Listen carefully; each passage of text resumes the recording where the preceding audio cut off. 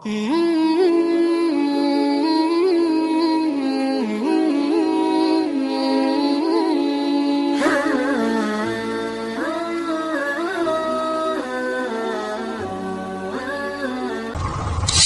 hidup seseorang dibentuk oleh keyakinan yang dimilikinya. Sebagai muslim, keyakinan kita berpatri pada dua kalimat syahadat. Asyhadu an la ilaha illallah wa asyhadu anna Muhammadar Rasulullah. Kalimat ini membentuk perilaku kehidupan. Itulah ikrar yang kita ucapkan. Artinya, pada saat kita berkata asyhadu an la ilaha illallah, saya bersaksi tidak ada Tuhan selain Allah, kita sudah melaksanakan sebuah ikrar. Kalau saya yakin tidak ada Tuhan selain Allah, itu berarti saya tidak akan pernah takut kecuali hanya kepada Allah. Saya tidak akan pernah menggantungkan hidup kecuali hanya kepada Allah. Saya tidak akan melarikan persoalan kecuali hanya kepada Allah. Saya tidak akan minta tolong kecuali hanya kepada Allah. Saya tidak akan minta rezeki kecuali hanya kepada Allah.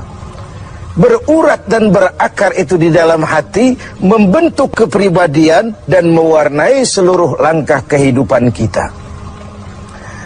Di zaman kita fasih betul mengucap dua kalimat syahadat.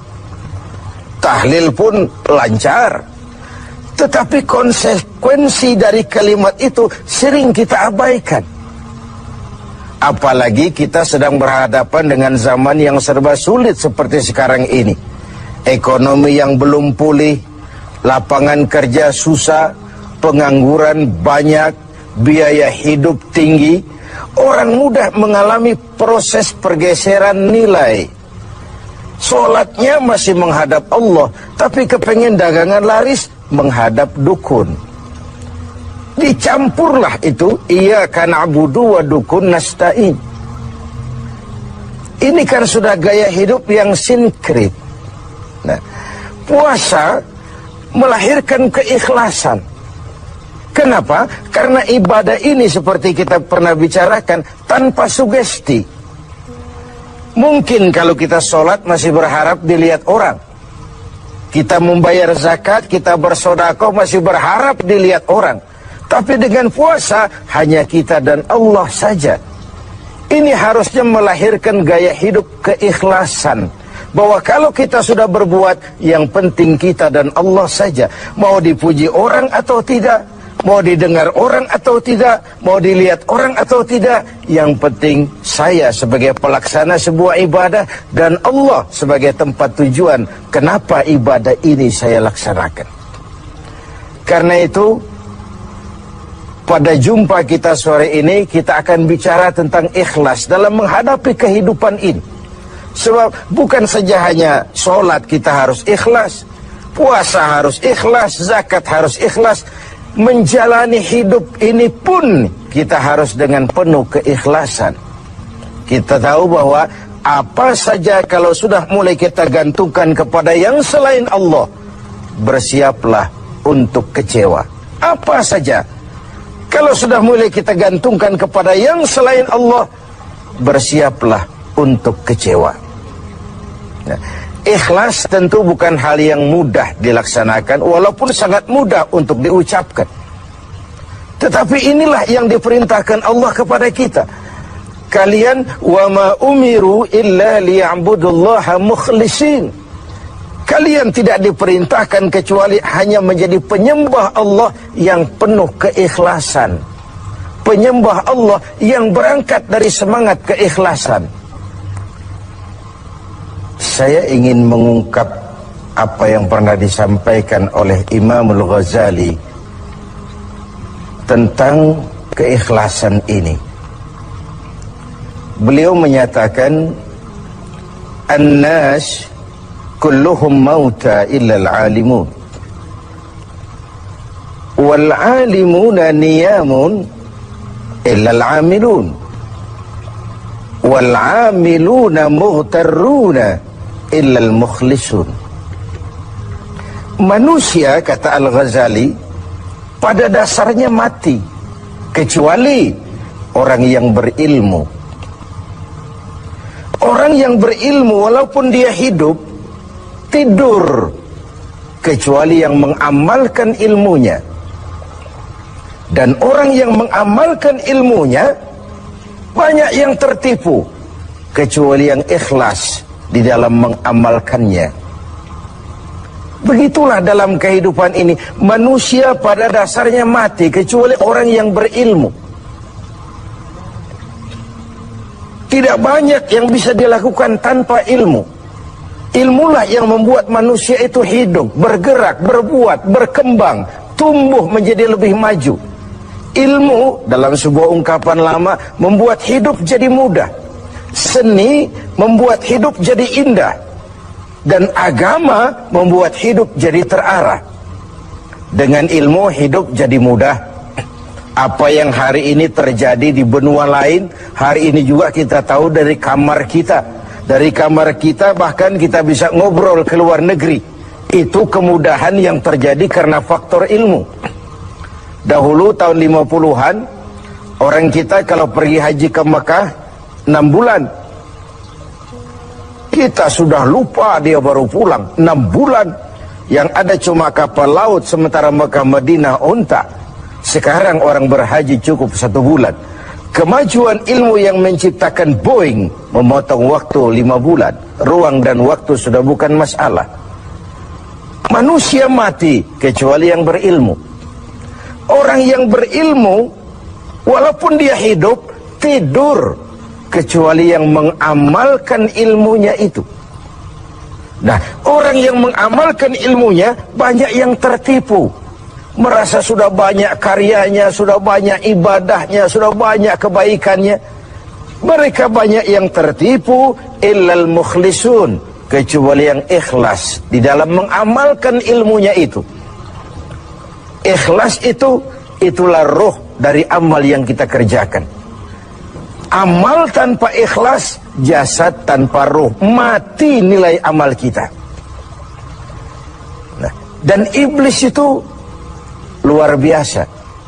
Sehingga Nabi katakan, iblis masuk ke tubuhmu, menggodamu melalui saluran darahmu. Persempit jalan masuk iblis ke tubuhmu. Sahabat bertanya, dengan apa ya Rasul? Dengan zikir dan lapar. Saya ingin mengulangi hadis ini.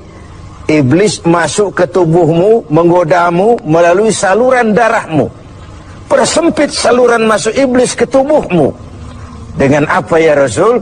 Dengan zikir dan dengan lapar. Jadi ketika kita melaksanakan ibadah puasa ini, kita mempersempit ruang gerak iblis.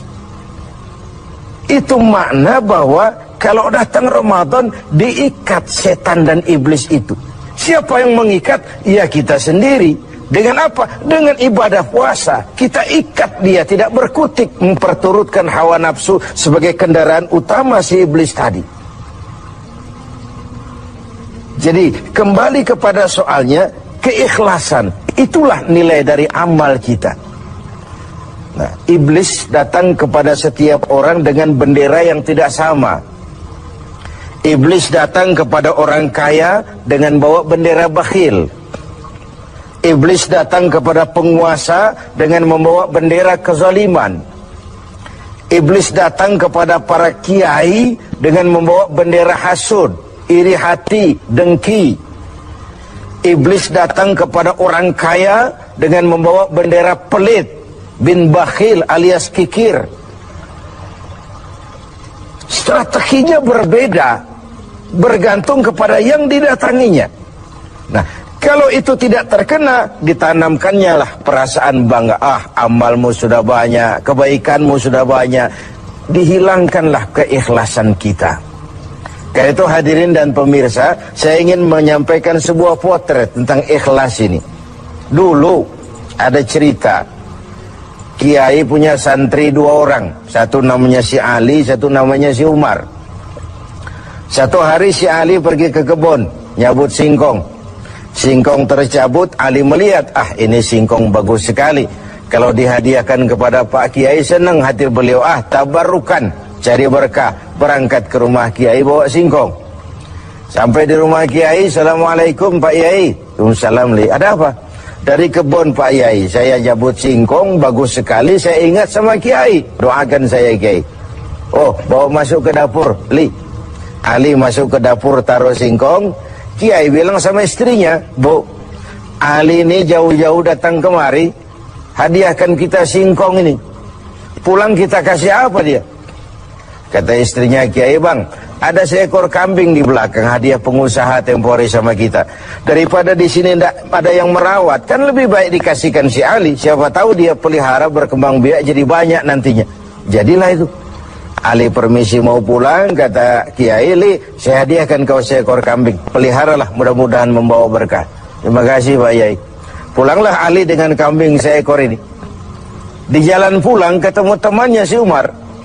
Dari mana kau, Li? Dari rumah Kiai Umar. Itu kambing dikasih sama Kiai. Kenapa kamu dikasih kambing? Enggak tahu, saya datang cuman bawa singkong ke rumah Kiai, pulang dikasih kambing. Si Umar nih otak dagangnya jalan. Kalau Ali saja bawa singkong dikasih kambing, bagaimana kalau saya bawa duren? Jadi mampirlah si Umar ke pasar beli duren 3 buah, dibawalah ke rumah Kiai. Kiai, assalamualaikum. Ada apa Mar? Duren Kiai, ikhlas karena Allah, ikhlas Kiai, silakan. Oh, bawa masuk ke dapur Mar. Umar taruh singkong taruh duren di dapur. Kiai bilang lagi sama istrinya, Bu, Umar ini datang bawa duren lebih banyak dari yang dibawa si Ali. Kita kasih apa dia pulang? Kata istrinya Kiai, abang nih kambing seekor pun sudah dikasih Ali bang, sudah nggak ada apa-apa lagi di rumah. Gitu ya? Iya. Jadi macam mana? Kata istrinya Kiai, begini sajalah bang, Ali tadi kan datang bawa singkong, lalu Umar nih daripada pulang tangan kosong, sudah singkong Ali saja kasihin si Umar. Begitu. Iyalah. Ya jadilah. Umar permisi mau pamit pulang, kata Kiai Umar, ada singkong, kamu bawa pulanglah, saya hadiahkan sama kamu, rebus, mudah-mudahan bawa berkah buat kamu. Pulanglah si Ali bawa singkong nih kan. Jadi ini sebuah potret betapa si Ali yang ikhlas bawa singkong dapat kambing. Umar nih yang punya target bawa duren 3, pulang dapat singkong. Nah, jadi ini sebuah cerita bahwa apa saja kalau sudah kita mulai bukan karena Allah, bersiaplah untuk kecewa.